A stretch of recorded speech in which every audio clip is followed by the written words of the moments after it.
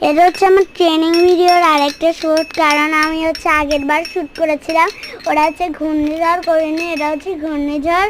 আর হ্যাঁ, আমার এটা গানটা ফুল হয়ে গেছে, গানের স্টোরটা।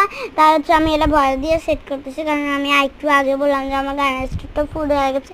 প্লিজ তোমরা কিছু মনে করে দিও না। আর ভিডিওটা কেমন হলো কমেন্টে অবশ্যই অবশ্যই অবশ্যই অবশ্যই জানিও।